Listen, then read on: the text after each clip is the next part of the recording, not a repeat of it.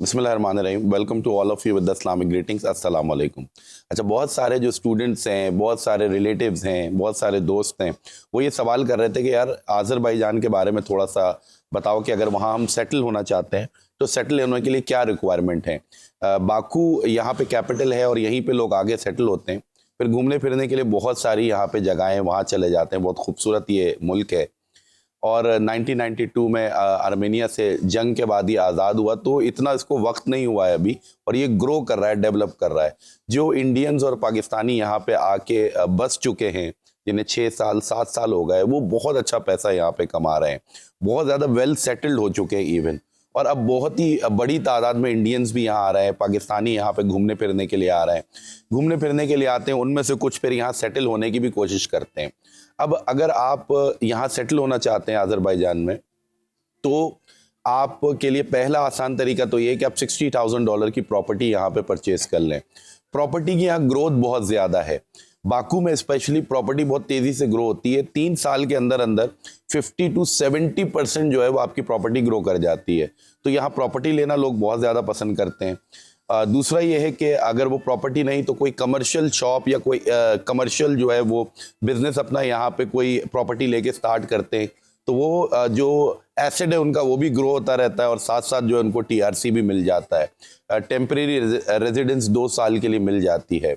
दूसरा तरीका ये है कि अगर आप प्रॉपर्टी नहीं लेना चाहते, क्योंकि आएंगे प्रॉपर्टी ढूंढेंगे, फिर यहाँ के एजेंट्स जो हैं वो उन पे ट्रस्ट करना एक नए मुल्क में तो बड़ा मुश्किल काम हो जाता है। तो फौरी तौर पे अगर सेटल होना चाहते हैं और आप फौरी तौर पे टीआरसी लेना चाहते हैं, तो $60,000 आप बैंक में यहाँ पे फिक्स डिपॉजिट कर सकते हैं। उस पर इंटरेस्ट आपको साल का 10% मिलता है। जिस तरह पाकिस्तान में इंटरेस्ट रेट जो है वो बहुत ज़्यादा है, 20 से 22% हुआ है। अमेरिका की अगर मैं बात करूं तो अमेरिका में जो सालाना इंटरेस्ट आपको पैसा डिपॉजिट करने पे, फिक्स करने पे मिलता है, वो 5.50% है। यूके में आपको 5.25% मिलता है। यूरोप में 5.25% मिलता है। दुबई में अगर आप पैसा डिपॉजिट करते हैं और फिक्स डिपॉजिट में डालते हैं, टीडीआर बनवाते हैं वहाँ पे, तो दुबई में आपको तकरीबन 4% से 4.5% सालाना जो है वो बैंक आपको प्रॉफिट देता है, इंटरेस्ट देता है। तो बाकू में अच्छा है। बाकू में 10% तक जो है वो आपको सालाना जो है ये प्रॉफिट देते हैं अगर आप $60,000 डिपॉजिट करते हैं, और फौरी तौर पे आपको टीआरसी मिल जाता है।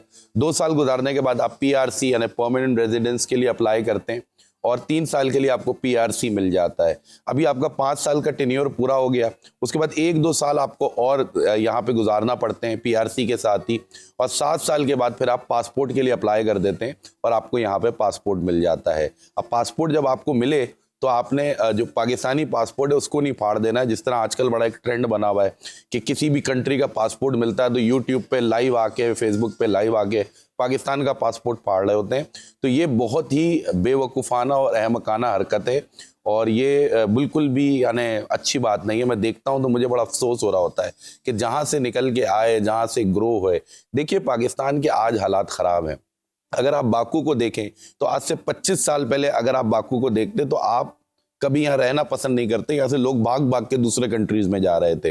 हालात बाकू के बहुत ज़्यादा ख़राब थे। इसी तरह अगर आप दुबई को देखें, 50 60 70 80 90 साल पहले का दुबई देखें आप, तो आप हैरान रह जाएंगे। पाकिस्तान ने जो है वो उनको आइडियाज़ दिए कि किस तरह आपको अपने मुल्क को डेवलप करना है। तो ये जिद पकड़ना कि नहीं बस पाकिस्तान से निकलना ही है, किसी भी तरह निकल के भले हम कहीं भी चले जाएं हम खुश हो जाएंगे, ऐसा नहीं है। पाकिस्तान एक अच्छा मुल्क है। अभी बहुत बुरा वक्त चल रहा है पाकिस्तान पे, लेकिन हर अंधेरे के बाद सुबह भी होती है यार, हर रात के बाद रोशनी होती है।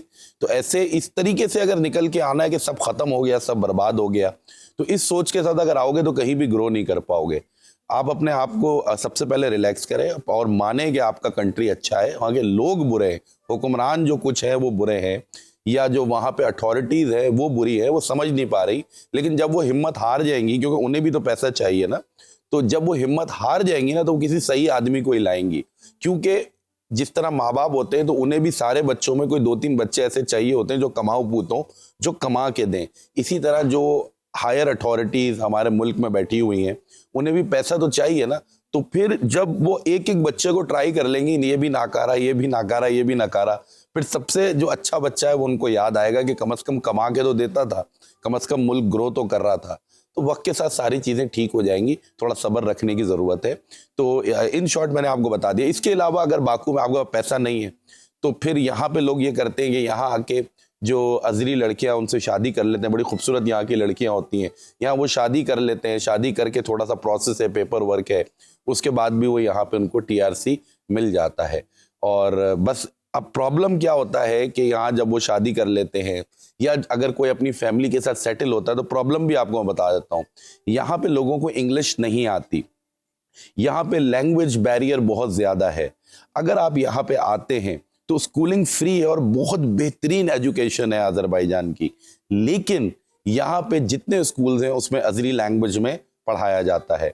अब अजरी लैंग्वेज में आपके बच्चे अगर 2 क्लास में 3 क्लास में वहाँ पढ़ रहे हैं, बीकन हाउस में पढ़ रहे हैं या किसी भी और अच्छे स्कूल में पढ़ रहे हैं, तो वो जब यहाँ आएंगे तो वो डिस्टर्ब हो जाएंगे, 1 साल उनका ज़ाया हो जाएगा अजरी लैंग्वेज सीखने में।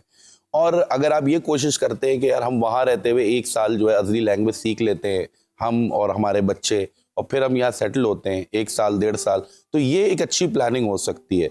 अगर आपने बाकू में सेटल ही होना है तो आप 1 साल बाद का प्लान करें। आप अपने बच्चों को ऑनलाइन ट्यूटर हायर करके और अपने आप को अजरी लैंग्वेज में एक्सपर्ट करें। तो डेली आप 2 घंटे की क्लास लें, जिसमें 1 घंटा जो है वो ग्रामर क्लास हो, 1 घंटा कॉन्वर्सेशन क्लास हो।